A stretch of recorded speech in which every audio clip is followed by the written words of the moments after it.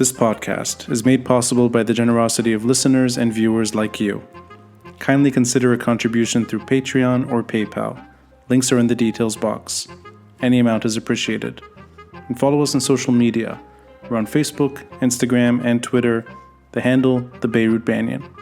Rate and review us on Apple Podcasts. And to stay updated with video releases, subscribe to our YouTube channel. Thanks for listening, and thanks for watching. I'm Rani Shatar, and this is the Beirut Banyan.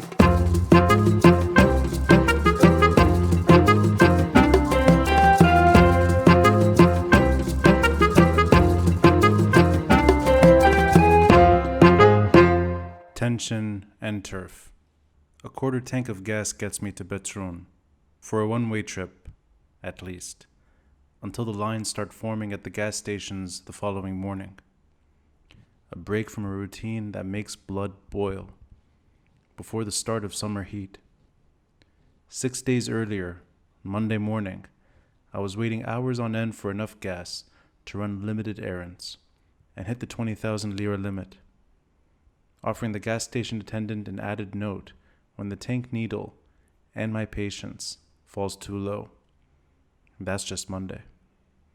Tuesday, I go up and down the stairwell in my building without electricity, flipping the apartment's ishtirak switch when it disconnects from Dawle, whatever the Dawle offers these days, cutting power on the hour, often every hour, and sometimes minutes in between. A workout no one asks for, especially for heavier neighbors above me. Wednesday, I bet on the bank to deliver my fresh dollars from abroad. A phone call in advance, some 20 tries to get through. Patience in the shape of a clenched fist and blocked throat in anticipation of Rja Bukra Zafik. Lawlers abound in my dollar bank account, once deemed safe, as the exchange rate passes 15,000 lira to the dollar. Thursday, 2 Christian ministers cannot be named. Reasons without shame.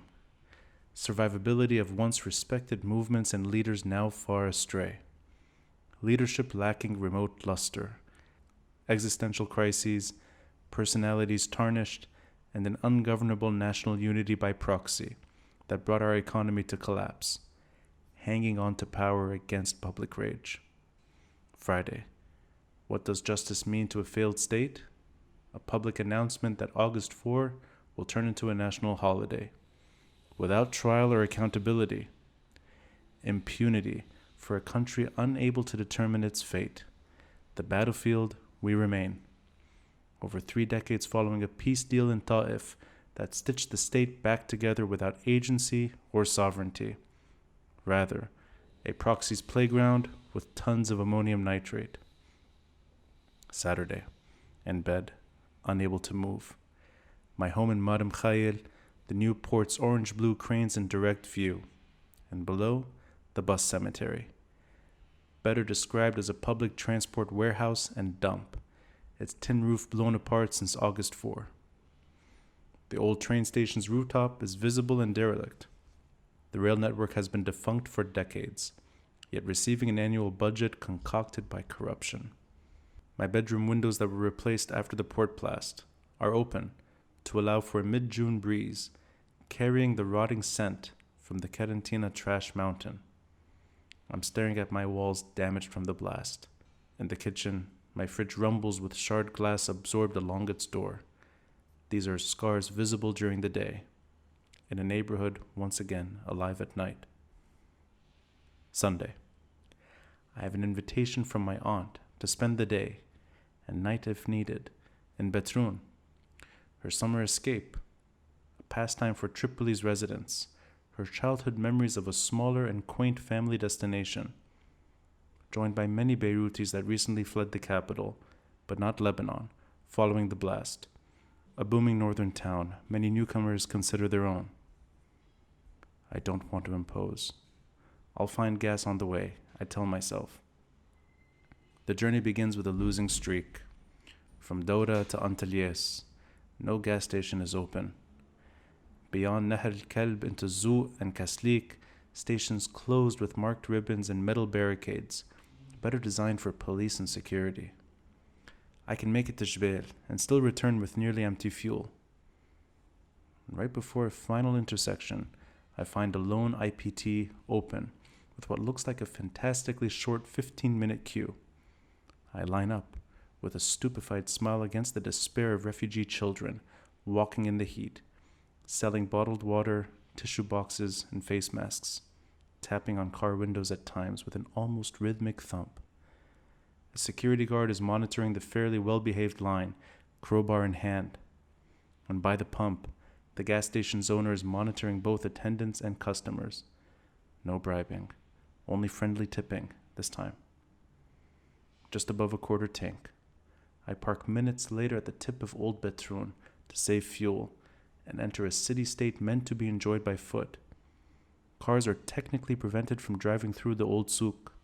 Upon entrance, I'm immediately surrounded by appearances at ease and families in line for fresh lemonade and ice cream. Adolescents teasing each other through cobblestone alleyways. 20-somethings through 40s, seated in outdoor cafes and pubs, and older residents in terraces and balconies eating, drinking, and observing from above. Approaching the sea, swimming trunks and bikinis wrapped by towel or in hand. A public beach just ahead, that rare treat in Lebanon, with clean and accessible water, and free. I find my aunt in Mendaloon's newly opened Mykonos branch, bustling with Ibiza-themed music, cocktails mixing and flowing from the bar. We sit in the middle of the tiniest bubble of whatever this is called. Not normal, just not the norm. Tranquility in the air with meza, calamari, and fresh fish, served anywhere across the Mediterranean. Aware of our false reality, and actively taking part in denial. Mykonos' first misery. A superficial and temporary break from all that comes from a failed state. And behind us, at the corner of the restaurant's patio, towards the end of a long table, what can easily turn a delighted tourist into a reluctant trespasser.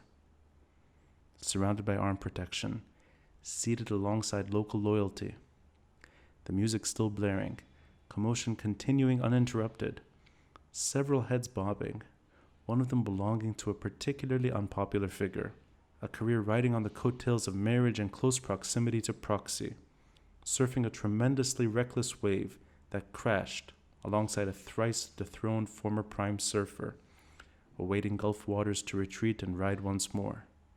The city-state, his home, or fiefdom for investment, relatives with restaurants and contacts through commerce. Lebanon's current escape is packed in his own backyard.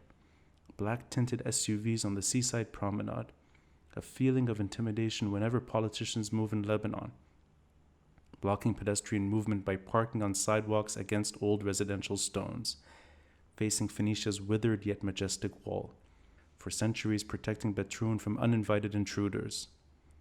His meal finished. Pontifications done. Baseball cap and sunglasses on. He leaves with an entourage guarding his path. And before he disappears, a young woman stands up and shouts the gentlest of insults his way. Tfih alek. Friction explodes into a fight. A verbal punch with security turns into arm slamming. The woman is following and yelling accusations of cowardice and thuggery. A guard turns and marches towards her, knocking her recording phone out of her hand. The video gets released within minutes and spreads across national media. A viral video that captures confidence and glory through shared emotion, our story, of citizens challenging a corrupt regime, and the expression, however unpleasant, against a party leader condoning reprisal. Days later, despite her father's inner fears and accompanying mafia-like photos, she rejects any apology issued on her behalf, a society applauding her statements against diminished influence and insecurity. Her friends and nearby tables make sure she is fine, and by the time we leave, Mendaloon returns to Mykonos, patrons turning a blind eye to that sudden burst of clarity. Sunset magic defines the end to Sunday's temporary respite. I return to Beirut with the tank near empty, streets pitch black, urban shadows outlining the night sky. I walk up my stairwell with my phone flashlight as the building generator is switched off, in need of its own backup plan. Back in my bed, without any fan, the windows open to a distant sound of highway traffic in the night, along with the gradual pitch of a mosquito that I miss despite my swipes. Silence, maybe resignation, but not submission. Sunday yields to another Monday, defined by tension and turf. The nation's tipping point is fast approaching, and days and weeks to come.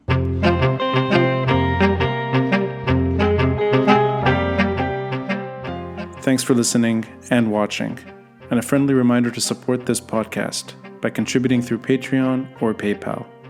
All links are in the details box. Until next time, I'm Rani Shatar, and this is the Beirut Banyan.